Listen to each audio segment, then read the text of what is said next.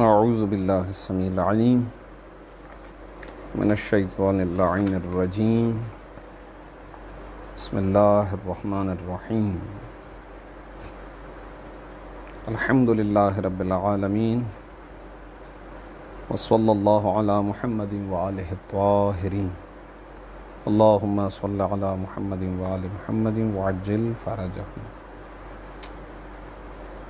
وَأَمَّا الْقِسْمُ الثَّانِي الَّذِي يُسَمَّى بِالنَّعْتِ السَّبَبِيِّ فَعَلَى قِسْمَيْنِ أَلَّا يَحْتَمِلَ النَّعْتُ ضَمِيرَ الْمَنْعُوتِ فَحِينَئِذٍ يَتْبَعُ مطبوعہ فی اثنین من الخمسۃ الاول فقط، اعنی واحدا من الاعراب الثلاثۃ وواحدا من التعریف والتنکیر.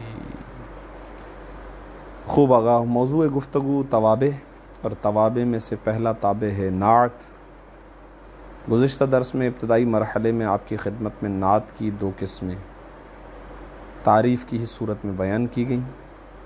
پھر قسم اول کا بیان مکمل ہوا اور یہ بات آئی کہ قسم اول کے جسے نعت حقیقی کے نام سے موسوم کیا، ضروری ہے کہ یہاں پر یہ نعت حقیقی یعنی یہ صفت حقیقی اپنے منعوت یعنی اپنے مطبوع یعنی اپنے موصوف کی پیروی کرے 10 میں سے 4 چیزوں میں. ٹھیک، اس کی مثالیں دی گئیں. اور آج گفتگو جو شروع ہو رہی ہے وہ ہو رہی ہے قسم ثانی میں.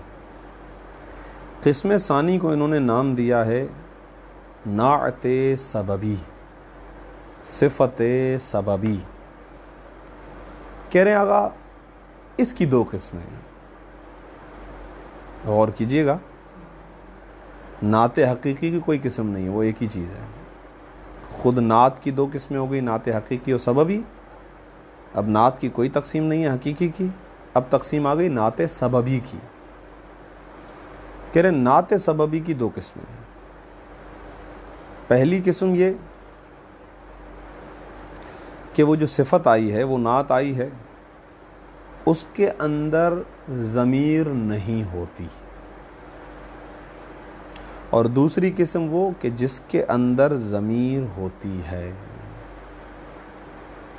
یہ تھوڑا سا غور طلب مطلب ہے کیونکہ ترکیب میں مسئلہ آتا ہے. نعت سببی کی 2 قسمیں ہیں. پہلی قسم وہ کہ جہاں پر نعت کے اندر منعوت کی ضمیر یعنی صفت کے اندر موصوف کی ضمیر نہیں ہوتی، اور دوسری قسم میں ضمیر ہوتی ہے نعت کے اندر صفت کے اندر کہ جو منعوت یعنی موصوف کی طرف پلٹتی ہے. بھائی دونوں صورتوں میں فرق کیا ہوگا؟ کہہ رہے ہیں فرق بہت واضح ہے. اگر نعت سببی میں منعوت کی ضمیر موجود نہ ہو تو اب 10 چیزوں میں سے 4 چیزوں میں مطابقت کی ضرورت نہیں ہے، بلکہ 5 چیزوں میں سے فقط 2 چیزوں میں مطابقت کی ضرورت ہے. ترتیب کے مطابق 10 چیزیں کیا تھی؟ الف با جیم دال بیان ہوئے تھے. اوپر والی جو 5 چیزیں ہیں یعنی فی الاعراب الثلاثۃ الرفع والنصب والجر فی التعریف والتنکیر، فقط ان 5 چیزوں میں سے 2 چیزوں میں یعنی اعراب میں اور تعریف و تنکیر میں ان میں مطابقت واجب ہے. باقی نیچے والی 5 چیزوں میں سے 2 چیزوں میں مطابقت ضروری نہیں ہے، یعنی نہیں ہوتی ہے مطابقت. یہ ہو گیا نعت سببی کی پہلی قسم کے اندر کہ 5 میں سے 2 چیزوں میں مطابقت واجب ہوتی ہے. ہاں جہاں تک تعلق ہے نعت سببی کی دوسری قسم کہ جہاں پر صفت کے اندر ایک ضمیر ہوتی ہے جو موصوف کی طرف پلٹتی ہے، تو وہاں پر یہ نعت سببی گویا نعت حقیقی کی طرح ہی ہے. نعت حقیقی کی طرح یعنی وہی 10 میں سے 4 چیزوں میں مطابقت واجب ہے. یہ ایک خلاصہ مطلب تھا. اس کو جس طرح میں نے بیان کیا اسی طریقے سے اگر آپ یاد کریں گے تو بڑی آسانی ہو جائے گی. آئیے اب اسی مطلب کو ہم عبارت پہ تطبیق دیتے ہیں. بسم اللہ الرحمن الرحیم. وَأَمَّا الْقِسْمُ الثَّانِي، اور ہاں لیکن جہاں تک تعلق ہے قسم ثانی کا، الذی یسمى بالنعت السببی، وہ قسم ثانی کہ جس کو موسوم کیا گیا ہے نعت سببی سے، فعلی قسمینی، تو وہ قسم ثانی 2 قسموں پر مشتمل ہے. یہ دیکھیں جو عبارت ہے نا، یہ کتنی لمبی چوڑی عبارت ہے، لمبی چوڑی عبارت ہے، لیکن اس عبارت کہ جس کے اندر صفت بھی آ رہی ہے، موصوف بھی آ رہا ہے، موصول بھی آ رہا ہے، صلہ بھی آ رہا ہے، حروف جارہ بھی آ رہے ہیں، مجرور ہے. خلاصہ یہ کہ مبتدا اور خبر ہیں. یہ پورا جملہ مبتدا اور خبر ہے. اس کا خلاصہ یوں ہے، نعت حقیقی کی 2 قسمیں، نعت سببی کی 2 قسمیں، النعت السببی و فعلی قسمیں. اب میں اس کی ترکیب کر رہا ہوں، تھوڑا سا دیکھیں، غور کریں، کیونکہ یہ بہرحال سیکھنے کی چیز ہے. اس طرح کی عبارتیں کم آتی ہیں. وَأَمَّا الْقِسْمُ الثَّانِي الَّذِي يُسَمَّى بِالنَّعْتِ السَّبَبِيِّ فَعَلَى قِسْمَيْن. یہ اما جو شروع میں آ رہا ہے، یہ اما ہے حرف شرط، اسی وجہ سے آگے فا آ رہا ہے، فعلا پہ. یہ کیونکہ فا جزائیہ ہے، اما کے جواب میں آ رہا ہے. اگر یہ اما اور فا نہ ہو تو القسم مبتدا ہے اور علی قسمین خبر ہے. یہ ہو گیا خلاصہ. اب لفظی ترکیب، اما حرف شرط، القسم موصوف، الثانی صفت اول، قسم کی صفت اول، الذی موصولہ، ہر موصول کے لیے صلہ ضروری اور صلے کا جملہ ہونا ضروری، لہذا یسمى فعل مجہول، اس کے اندر ضمیر ہے جو کہ اس کا نائب فاعل ہے، اور وہی ضمیر ہے جو الذی کی طرف پلٹ رہی ہے، کیونکہ موصول اور صلے کے اندر رابطہ بھی چاہیے. پھر یہ جو بن نعتی ہے یہ یسمى کا مفعول ثانی ہے. یہ جو با ہے با تعدیہ ہے، کبھی کبھار آتا ہے کبھی کبھار نہیں آتا. سما یسمی کا جو دوسرا مفعول ہوتا ہے اس پہ کبھی با داخل ہوتا ہے کبھی با داخل نہیں ہوتا. یہاں با داخل ہو گیا، لہٰذا یہ ہو گیا با تعدیہ، اور یہ جار مجرور گویا یسمى کے مفعول ثانی ہے. مفعول اول کون ہے؟ یسمى کے اندر ضمیر، وہ نائب فاعل بن گیا. تو اب میں اس کو سمیٹوں، یسمى فعل مجہول اپنے مفعول اول کے جو نائب فاعل کی صورت میں اس کے اندر ہے، بن نعتی اپنے مفعول ثانی، اور یہ جو لفظ السببی ہے نا یہ تو نعت کی صفت بن گئی، بن نعتی السببی، تو یہ سببی تو نعت کی صفت بن گئی. ٹھیک، صفت موصوف مل کے با کے لیے مجرور، اور یہ جار مجرور یسمى کا مفعول ثانی. تو یسمى اپنے مفعول اول اور مفعول ثانی سے مل کر الذی کے لیے صلہ. ٹھیک، پھر الذی موصولہ اپنے صلے کے ساتھ مل کر قسم کے لیے صفت ثانی، یعنی قسم کی 2 صفتیں آ گئی، پہلی لفظ الثانی اور دوسری الذی یسمى بالنعت السببی. ٹھیک، اب یہ لفظ القسم موصوف اپنی دونوں صفتوں کے ساتھ مل کر مبتدا. دیکھا بھائی، یہ سار میں نے کہا نا لپیٹ سمیٹ کے مبتدا بنے گا ایک ہی. یہ ہو گیا مبتدا. فعلا میں فا جو ہے وہ اما کا جواب، علی حرف جر قسمین مجرور، جار مجرور متعلق محذوف سے ہو کر خبر، مبتدا اور خبر مل کر جملہ اسمیہ خبریہ. خلاصہ کہنا کیا چاہتے ہیں؟ نعت سببی کی 2 قسمیں. صحیح ہے، یہ ہے، لیکن عبارت ٹیکنیکلی استعمال کی ہے کیونکہ پیچھے تعریف میں 2 قسموں کا بیان ہے. وَأَمَّا الْقِسْمُ الثَّانِي، اور جہاں تک تعلق ہے قسم ثانی کا، وہ قسم ثانی الذی یسمى بالنعت السببی، جسے نعت سببی کے نام سے موسوم کیا گیا ہے، فعلا، وہ قسم ثانی فعلا قسمین، دو قسموں پر مشتمل ہے۔ الف، قسم اول وہ کیا ہے؟ اللہ یحتمل النعت ضمیر المنعوتی۔ دیکھیں یہ یحتمل ہمارے یہاں اردو میں بھی استعمال ہوتا ہے، احتمال، احتمال کا مادہ نکلا ہے حمل سے۔ حمل کا مطلب ہوتا ہے کسی چیز کو اٹھائے ہوئے ہونا، حمل کا مطلب ہوتا ہے اٹھانا، ایک ترجمہ ہوتا ہے حمل کا اٹھانا۔ کہہ رہے ہیں اللہ یحتمل النعت، پہلی قسم یہ ہے کہ نعت نے احتمال نہیں دیا ہوا ہوتا، یعنی اٹھایا ہوا نہیں ہوتا، کس کو؟ ضمیر المنعوتی، موصوف کی ضمیر کو۔ پیچھے جو بھی ہم نے ترکیبیں کی تھی میں نے وہاں پر کہا تھا کہ صفت کے اندر ایک ضمیر ہونی چاہیے جو موصوف کی طرف پلٹے، تاکہ صفت اور موصوف میں رشتہ ہو جائے۔ لیکن یہاں پر کہہ رہے ہیں کہ نعت سببی کی پہلی قسم یہ ہے کہ صفت کے اندر ضمیر نہیں ہوتی ہے کہ جو موصوف کی طرف پلٹے۔ اب لفظی ترجمہ کر رہا ہوں، اللہ یحتمل النعت، اٹھایا ہوا نہیں ہوتا، احتمال نہیں دیتی ہے نعت، کس چیز کا؟ ضمیر المنعوتی، منعوت کی ضمیر کا۔ خلاصہ کیا؟ صفت کے اندر موصوف کی ضمیر نہیں ہوتی۔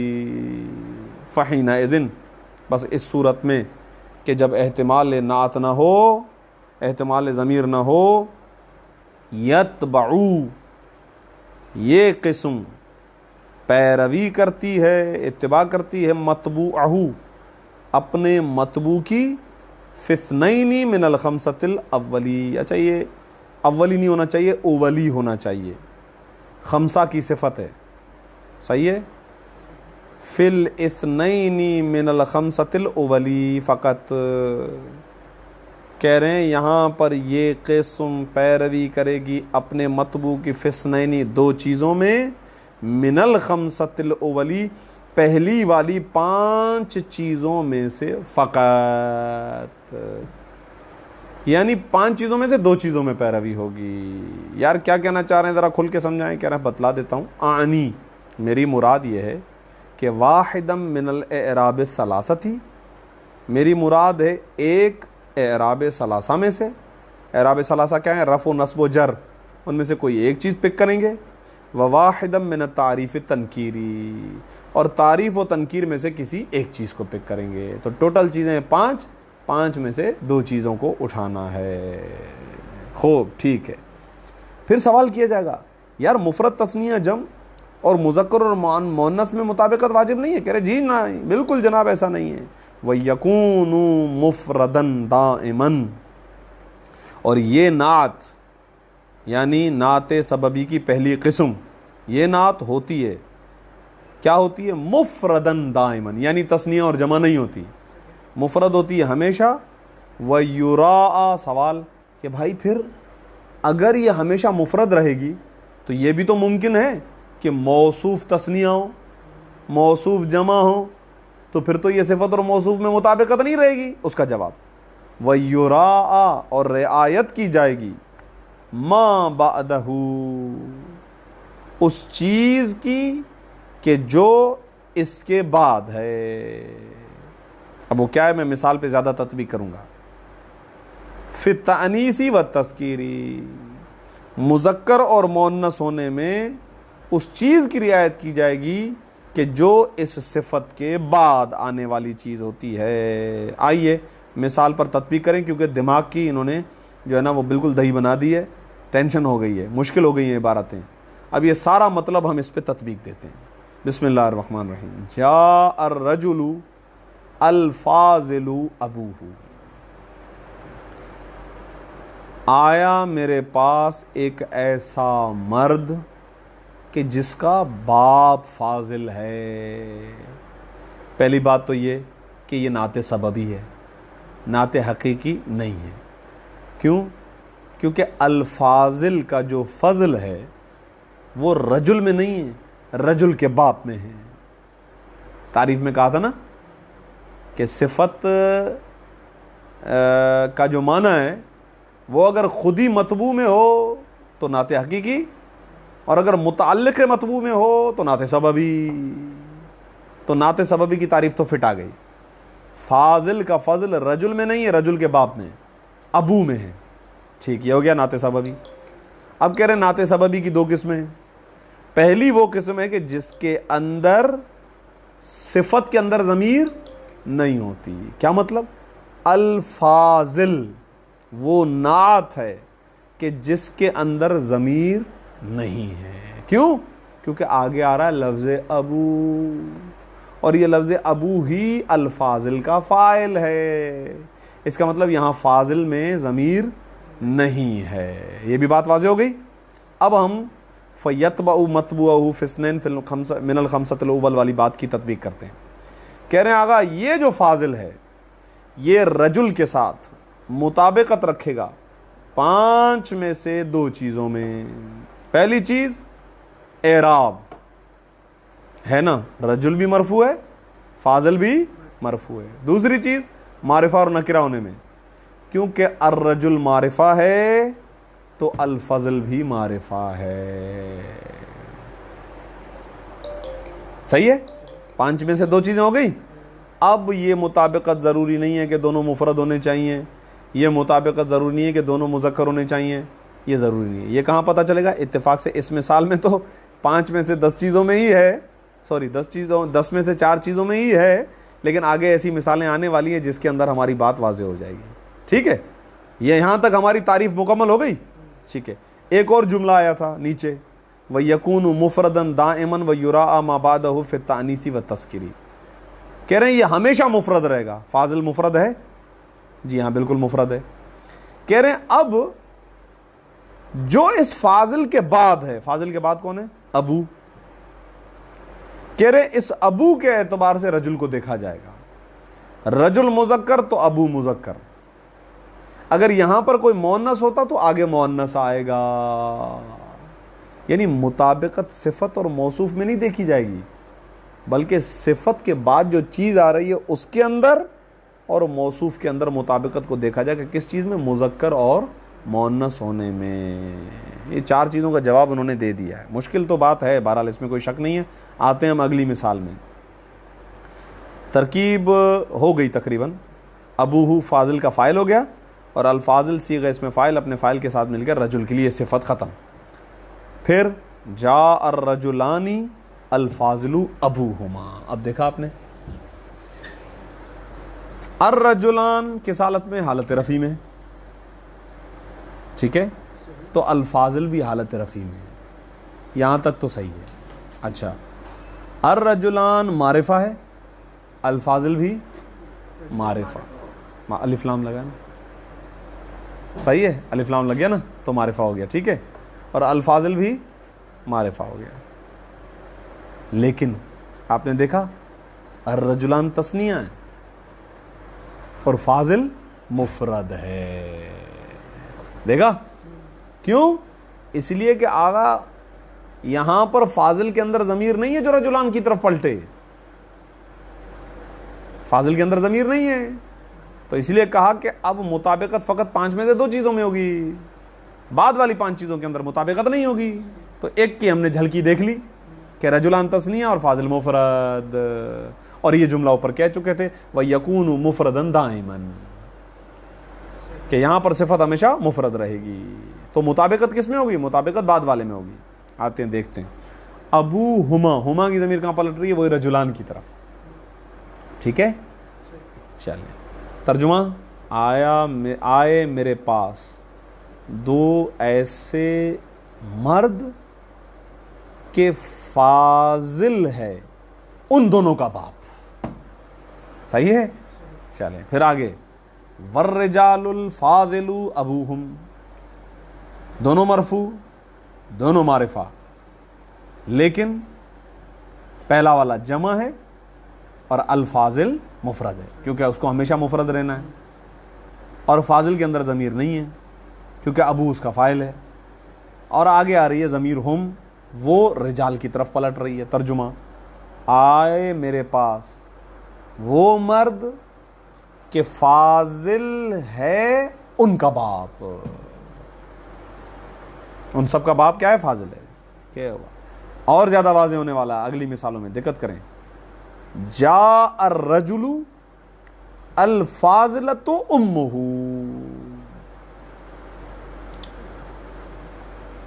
لفظ الرجل یہ بھی مرفوع، الفاضلۃ بھی مرفوع، دونوں کے دونوں معرفہ بھی ہیں، لیکن چوتھے والے حصے میں مطابقت نہیں ہے.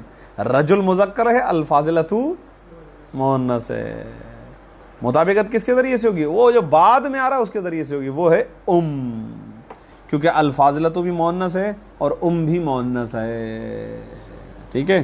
ترجمہ: آیا میرے پاس ایک ایسا مرد کہ جس کی ماں فاضلہ ہے. والرجلان الفاضلۃ امہما. آئے میرے پاس دو ایسے مرد کہ ان دونوں کی ماں فاضلہ ہے. صحیح ہے. الفاضلۃ امہا.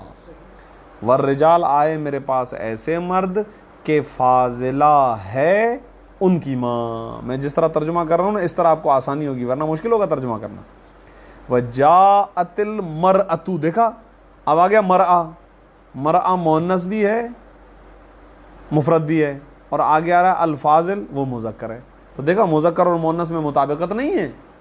مطابقت کہاں دیکھی جائے گی؟ وہ جو بعد میں چیز آ رہی ہے نا الفاضل کے بعد، اس کے ذریعے سے مطابقت کو فکس کیا جائے گا.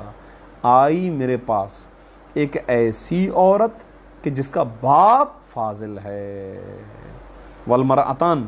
آئی میرے پاس دو ایسی عورتیں، الفاضل کہ فاضل ہے ابوہما ان دونوں کا باپ. والنساء. آئی میرے پاس ایسی عورتیں، الفاضل ابوہن کہ فاضل ہے ان کا باپ. لفظی ترجمہ ہی کریں گے نا تو آسانی ہوگی. والمرأۃ الفاضلۃ امہا. آئی میرے پاس ایک ایسی عورت کہ جس کی ماں فاضلہ ہے. والمرأتان الفاضلۃ امہما. آئی میرے پاس ایسی دو عورتیں کہ جن کی ماں فاضلہ ہے. والنساء الفاضلۃ امہن. ترکیب کرتا ہوں آخری والی مثال کی. جاءت فعل، النساء یہ موصوف، الفاضلۃ صیغہ اسم فاعل، مضاف، ہنہ مضاف الیہ، مضاف مضاف الیہ مل کر الفاضلۃ کا فاعل، صیغہ اسم فاعل اپنے فاعل کے ساتھ مل کر النساء کے لیے صفت. بھائی یہ کون سی صفت ہے؟ یہ صفت سببی ہے. قسم اول ہے یا قسم ثانی؟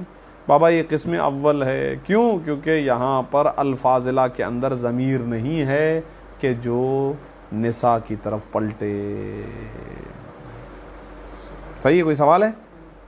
آسان مسئلہ. یہی چیز مشکل تھی، آگے مشکل نہیں ہے. با فعلا قسمین کہا تھا نا، دو قسمیں، تو اب دوسری قسم با. ان یحتمل ضمیراً یعود الی المنعوت. احتمال ہے ضمیر کا، احتمال ہے ضمیر کا، یا یوں ترجمہ کریں کہ نعت نے اٹھایا ہوا ہوتا ہے ایک ایسی ضمیر کو کہ یعود الی المنعوت، کہ جو ضمیر منعوت کی طرف پلٹ رہی ہوتی ہے. یہاں پر لفظ ان یحتملہ کے اندر ایک ضمیر ہے ہوا جو پلٹ رہی ہے لفظ النعتو کی طرف. اوپر جو آیا تھا نا النعتو، اسی کی طرف.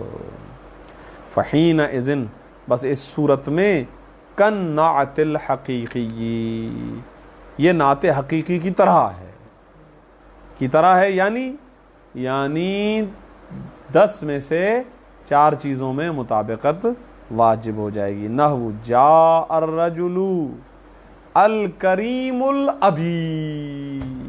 دیکھیں ابھی اوپر جتنی بھی مثالیں آئی تھی ان ساری مثالوں کے اندر الفاضل کے بعد جو لفظ آ رہا تھا وہ مرفوع تھا.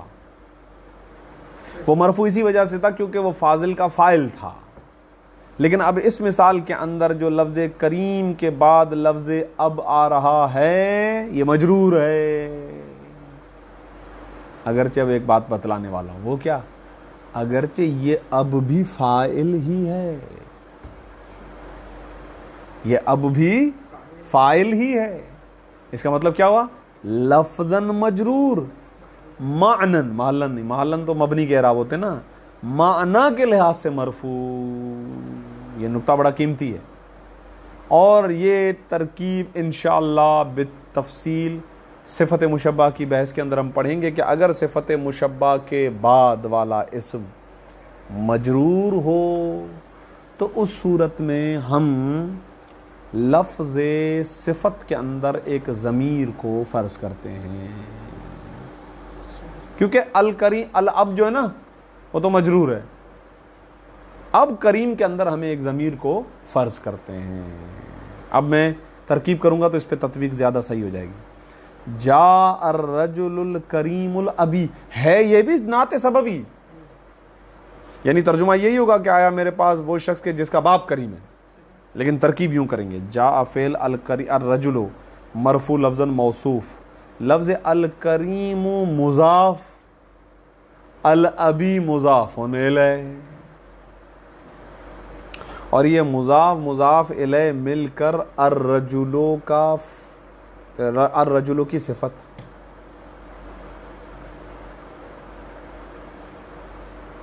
صفت موصوف مل کر جاء کا فاعل۔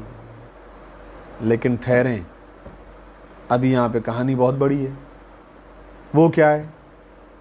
سب سے پہلا سوال، آغا یہ کریم الابی اگر مضاف ہے الکریم تو یہ مضاف پر تو الف لام آتا ہی نہیں ہے، ٹھیک؟ جواب، آپ نے سوال اچھا کیا، لیکن ہم آپ سے اگلا سوال کریں گے کہ یہ کون سی اضافت ہے؟ اضافت لفظی یا معنوی؟ اضافت لفظی یا معنوی؟ تو جواب آئے گا بھائی الکریم ہے صفت مشبہ، کیونکہ صیغہ وصف ہے، صیغہ صفت ہے، اور لفظ اب جو لکھا ہوا ہے یہی اس کریم کا فاعل ہے، ابھی ہم نے طے کیا، تو اس کا مطلب یہ اضافت وہ والی اضافت ہوگی جہاں پر صیغہ صفت اپنے معمول کی طرف اضافہ ہو رہا ہے، کیونکہ یہ کریم یہ اب اس کا فاعل ہو گیا نا، تو معمول ہو گیا، فاعل ہی معمول ہوتا نا، میں نے عرض کر دیا تھا اضافت کی بحث میں۔ تو اب یہ کہیں گے کہ یہاں پر صیغہ صفت اپنے معمول کی طرف اضافہ ہو رہا ہے، اور جہاں صیغہ صفت اپنے معمول کی طرف اضافہ ہو جائے اس اضافت کو کہتے ہیں اضافت لفظیہ، اور اضافت لفظیہ میں مضاف پر الف لام کا آنا جائز ہے، کوئی مسئلہ نہیں ہے۔ وہ جو ہم کہتے ہیں نا کہ الف لام نہیں آنا چاہیے، وہ اضافت معنویہ کے بارے میں کہتے ہیں۔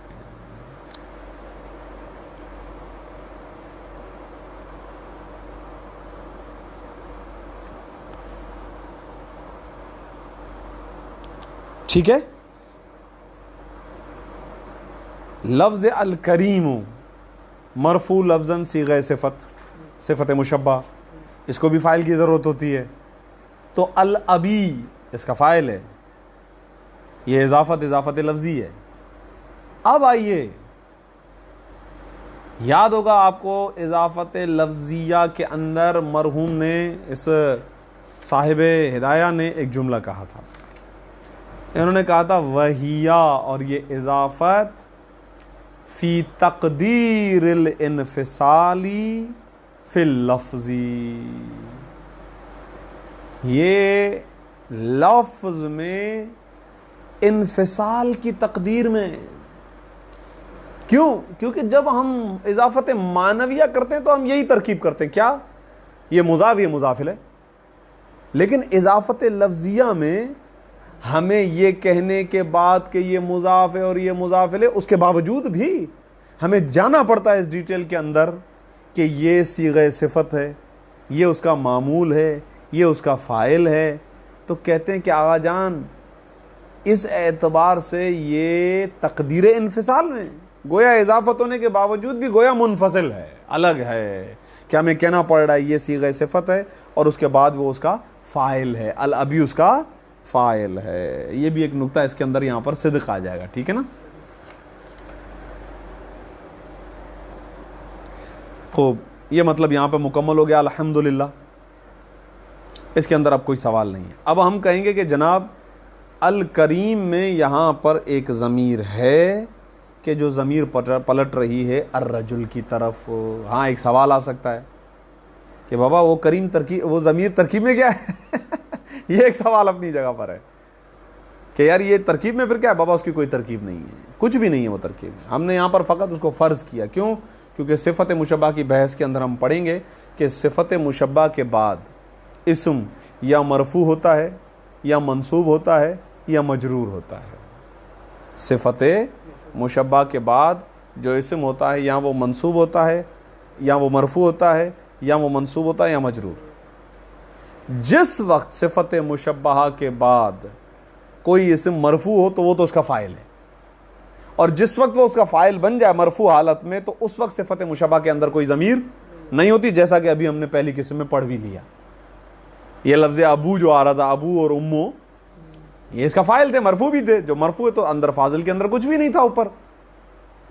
لیکن اگر صفت مشبہ کے بعد کوئی اسم منصوب ہو یا مجرور ہو تو اس وقت ہمیں لا محالہ، مرتا کیا نہ کرتا، ہمیں ماننا پڑ جاتا ہے کہ اس کے اندر ایک ضمیر ہے، تاکہ موصوف اور صفت کے مابین اجنبیت نہ آ جائے.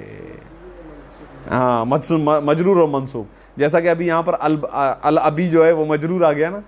اس حالت میں ہمیں ماننا پڑ جاتا، مجبوری ہے کہ کریم کے اندر ایک ضمیر کو فرض کریں تاکہ وہ رابط کا کام کرے، تاکہ وہ ربط دے موصوف کو صفت سے، صفت کو موصوف سے، اجنبیت نہ ہے.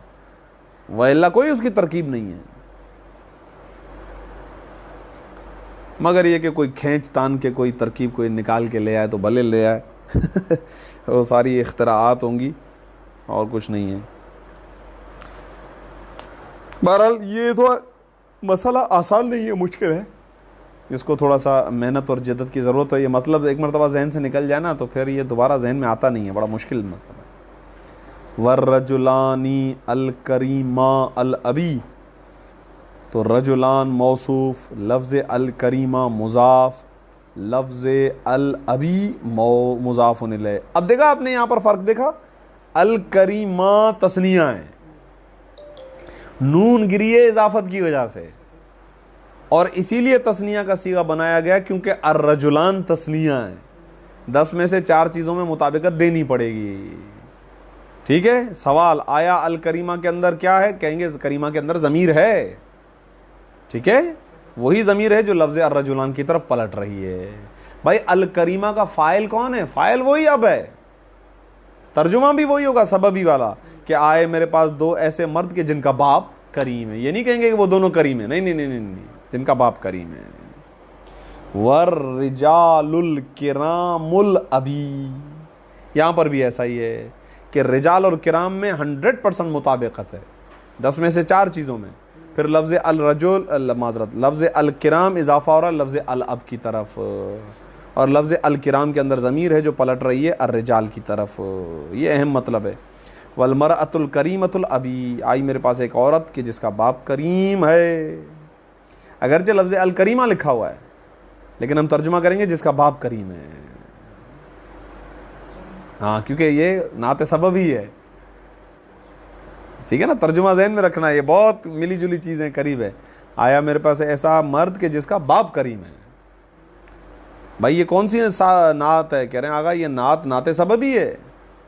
نعت سببی کی بھی دوسری قسم ہے جہاں الکریمہ کے اندر ضمیر ہے جو المرأہ کی طرف پلٹ رہی ہے، اور یہاں کمپلیٹ مطابقت ضروری ہے 10 میں سے 4 چیزوں میں. والمرأتان الکریمتا الابی، آئی میرے پاس 2 ایسے عورتیں کہ جن کا باپ کریم ہے. والنساء الکریمات الابی، آئی میرے پاس ایسی عورتیں کہ جن سب کا باپ کریم ہے. یہ اچھا ترجمہ ہو گیا، خود بخود ہو گیا لیکن صحیح ہو گیا. صحیح ہے، جن سب کا باپ کریم ہے. ٹھیک ہے. خوب آگا پہلی والی قسم اور دوسری والی قسم میں کیا فرق ہے؟ اوپر ضمیر نہیں ہے، ادھر ضمیر ہے. پہلی والی قسم اور دوسری والی قسم میں دوسرا کیا فرق ہے؟ اوپر براہ راست صفت کے بعد آنے والی چیز اس کا فاعل بن رہی ہے، جبکہ یہاں پر اضافت کا رشتہ ہے، یہاں پر مضاف الیہ بن رہے ہیں. خوب 2-4 منٹ میں دیکھتے ہیں مطلب، اگر یہ پورا پڑھ لیں تو اچھا ہے. فائدۃ النعتی، یار یہ صفت لاتے کیوں ہیں, پریشان کیوں کر رہے ہیں آپ؟ صحیح ہے. وَلَهُ فَائِدَتَانِ, اگر نعت لانے کے دو فائدے ہیں. الف تخصیص المنعوت ان کانا نکرتین, کہتے ہیں اگر موصوف اور صفت دونوں نکرہ ہوں تو پھر ایسا ہوتا ہے کہ موصوف کی تخصیص ہو جاتی ہے. نعت لانے سے موصوف کی تخصیص ہو جاتی ہے. کیسے؟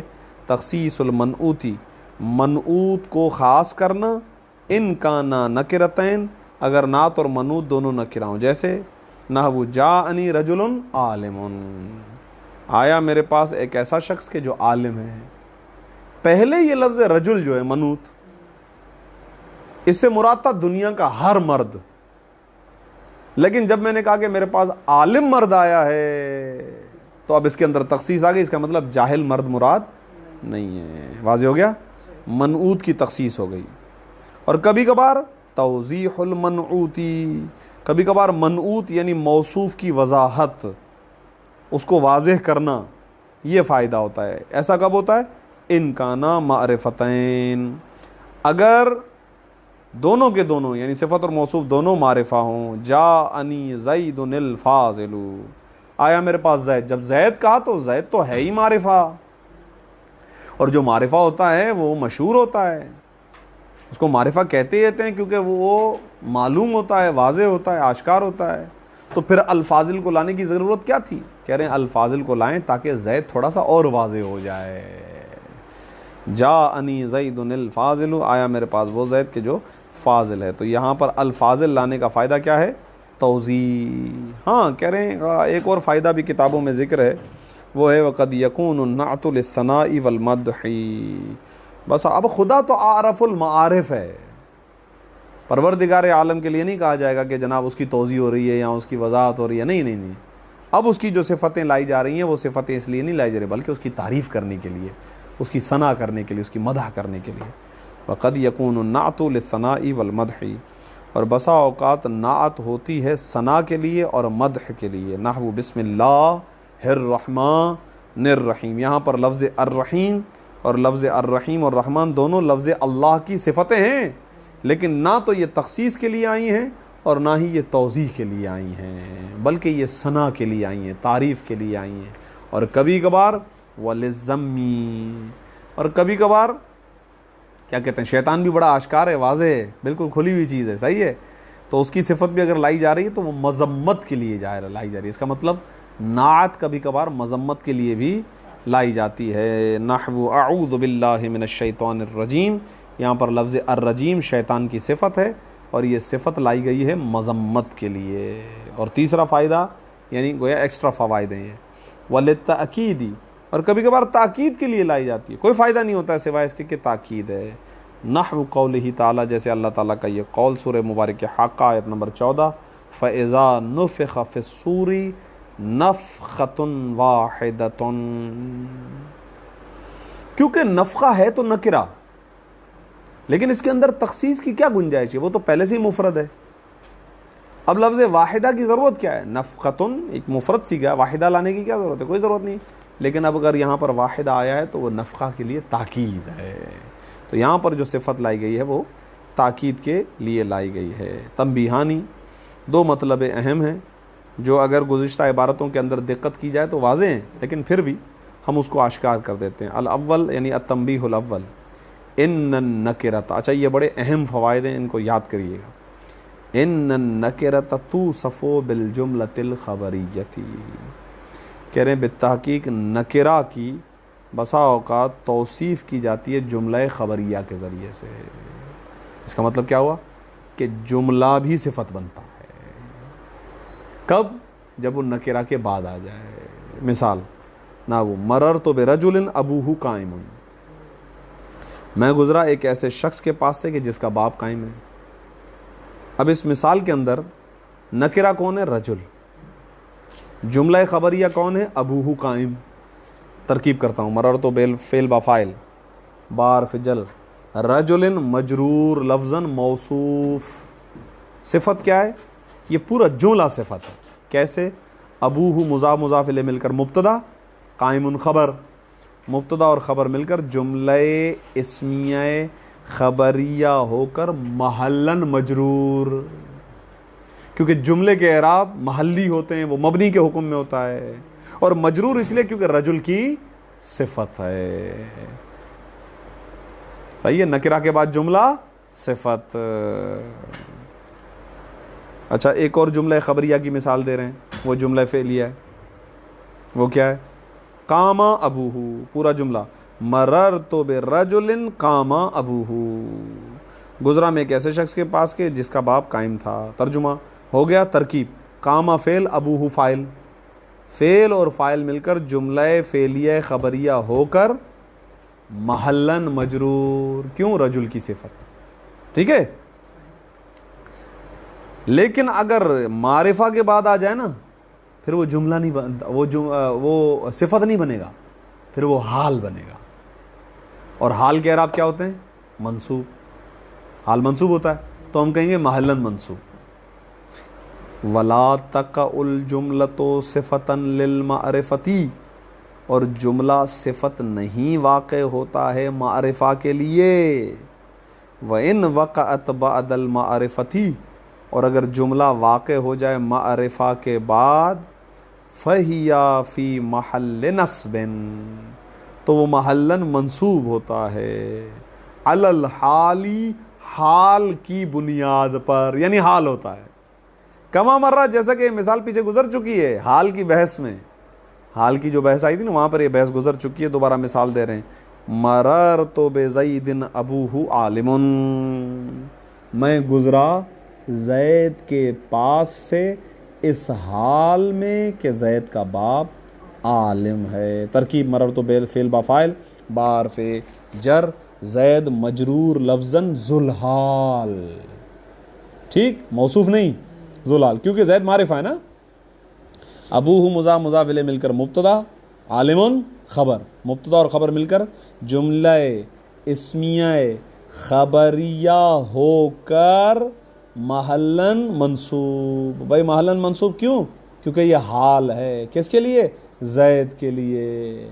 حال اور ذوالحال مل کر با کے لیے مجرور، جار مجرور متعلق مرر. تو یہ تنبیہ بڑی اہمیت کی عامل تھی. نکرہ کے بعد جملہ صفت، معرفہ کے بعد جملہ حال. لپیٹ دیا ہم نے اس کو دو لفظوں میں. صحیح ہے.